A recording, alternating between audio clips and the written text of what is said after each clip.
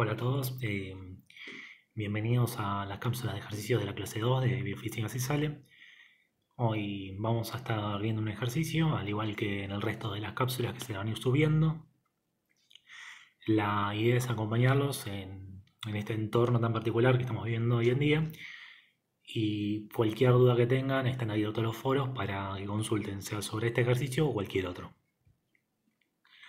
Lo que vamos a ver ahora es el ejercicio 2, que es un poco raro, porque tiene ángulos, tiene fuerza, hay que calcular cosas de cinemática. Entonces, uno le da un poco de impresión al ver este ejercicio. Encima es el 2, uno arranca el 1 y después el 2, pero es un ejercicio accesible. Es un ejercicio que quizás tiene mucho contenido, pero si lo vamos haciendo por partes, sale enseguida. Así que voy a pasar a leerlo. Una niña arrastra un carrito de 10 kilogramos por un camino horizontal a lo largo de 2 metros. La fuerza que hace la niña es de 100 newton, formando un ángulo de 37 grados con la dirección de avance del carrito. El carrito parte del reposo y alcanza una velocidad de 3 metros sobre segundo. Calcule el valor del componente X de la fuerza que hace la niña, el valor del componente Y de la fuerza que hace la niña, la aceleración del carrito y el valor de la fuerza de rozamiento que el piso ejerce sobre el carrito.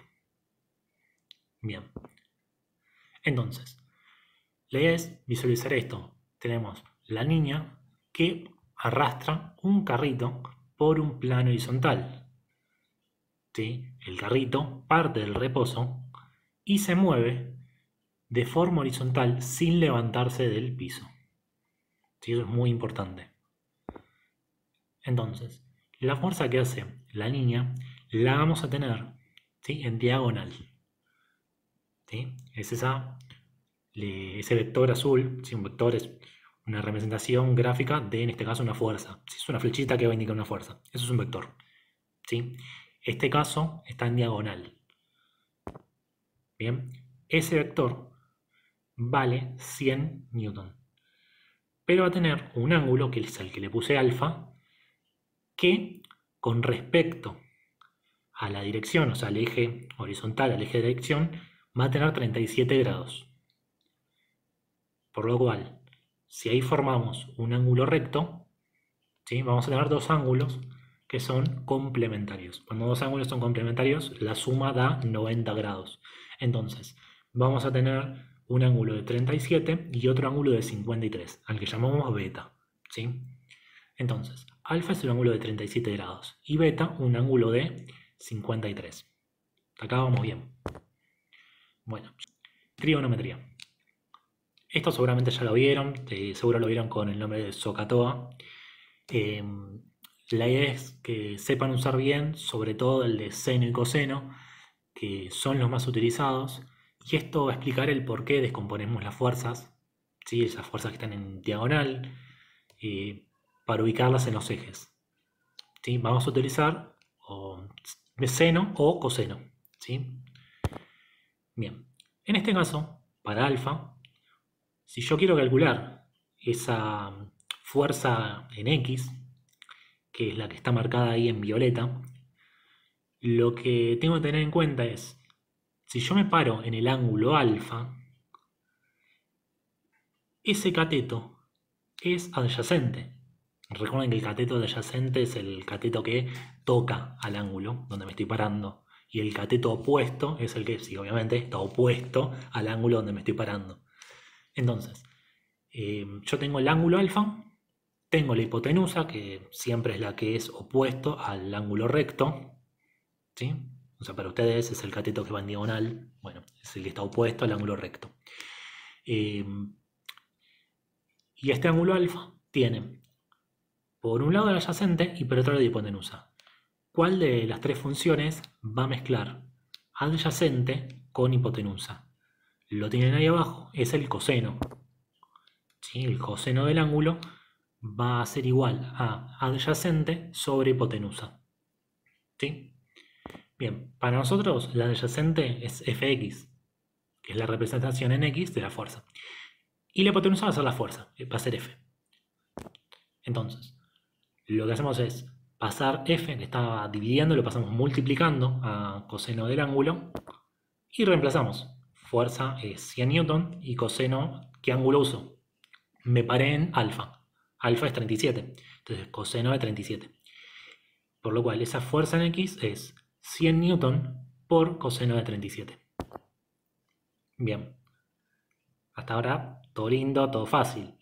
Pero vamos a usar matemática y vamos a darnos cuenta que acá hay un cuadrado. Entonces, si los tres ángulos interiores de este triángulo inferior dan 180, significa que beta, el beta que está arriba, da 53. Por lo cual el otro alfa, el alfa que está ahí arriba, también va a ser de 37. Por lo cual, cuando nos paramos en ese ángulo alfa, ¿sí?, vamos a ver el opuesto, que es FI. ¿Sí? Esto es matemática pura. Pero este es el por qué vamos a utilizar ahora FI como opuesto, porque es opuesto al ángulo alfa. Igual, si se hace mucho lío con esto, vamos a lo simple. Si nosotros utilizamos el ángulo alfa, en el primer caso vamos a usar coseno en X y seno en Y. Eso no falla nunca. Pero acuérdense que tienen que usar el ángulo alfa, que es el que tiene un ángulo con respecto al eje del movimiento. ¿Sí? Bien, si nosotros nos ponemos en el alfa superior, vamos a tener la hipotenusa y el vector verde va a ser el opuesto, va a ser el cateto opuesto, que es la fuerza en Y. Entonces, cuando utilizamos opuesto e hipotenusa, utilizamos seno. Seno del ángulo es igual a opuesto sobre hipotenusa. ¿Sí? Entonces, el opuesto es fuerza en Y. Y la hipotenusa es la fuerza, la de 100 newton. Hacemos lo mismo que antes, despejamos, ¿sí?, y mandamos la fuerza para el otro lado multiplicando. Entonces me queda seno de 37 por 100, es igual a fuerza en Y, que va a dar 60. Bueno, algo muy importante con respecto a los ángulos es que no esté en radianes. Porque muchas veces utilizamos la calculadora para un montón de cosas y la tenemos configurada en radianes. Incluso una vez me pasó de estar corroborando resultados y no me daba ninguno. O sea, era como, bueno, ¿cómo puede ser que me esté equivocando tanto? Y era que tenía una calculadora que había pedido prestada en radianes.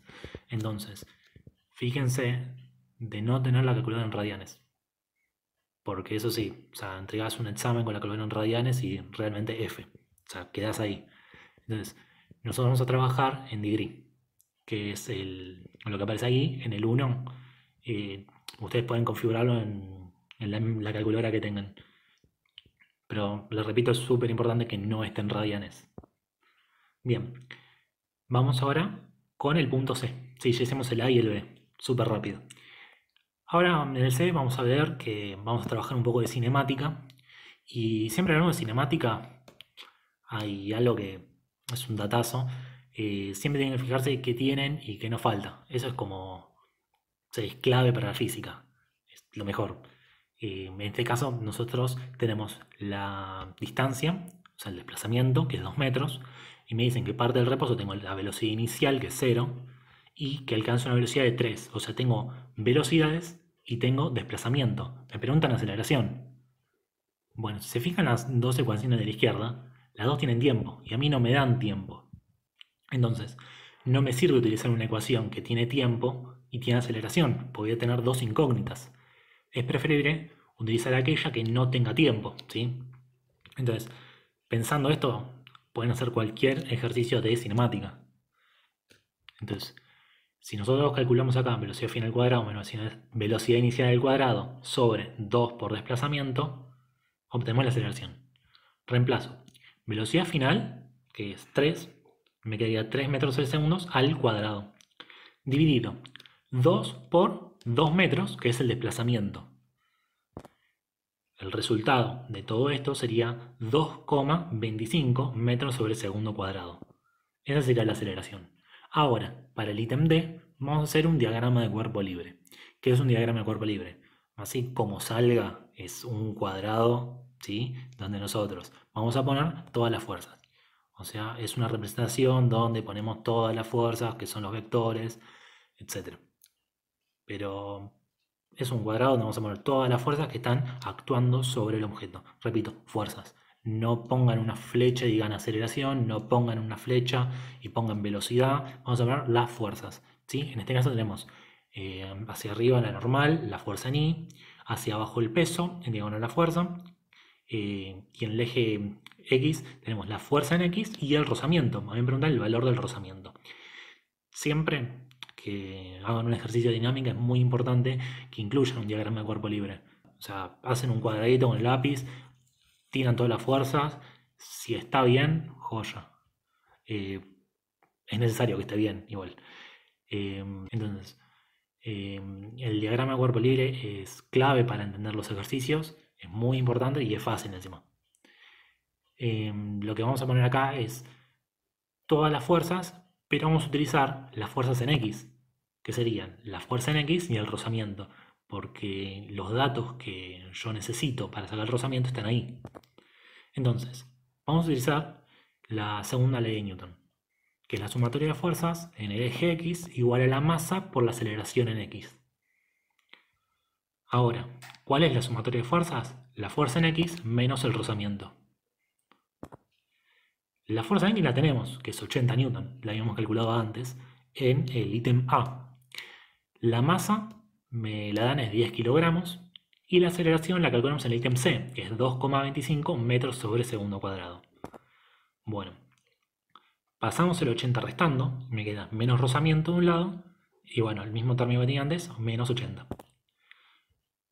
Resolvemos 10 kilogramos por 2,25 metros sobre segundo cuadrado y me da 22,5 newton.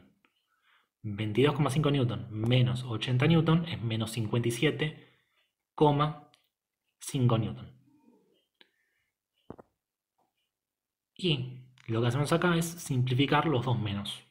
Entonces obtenemos que el rozamiento es igual a 57,5 newton. Entonces, ahí están los 4 puntos, salió todo bien. Así que les agradezco por estar viendo. Recuerden que vamos a seguir subiendo estos videos y cualquier duda que tengan la pueden consultar en los foros o mismo en los comentarios.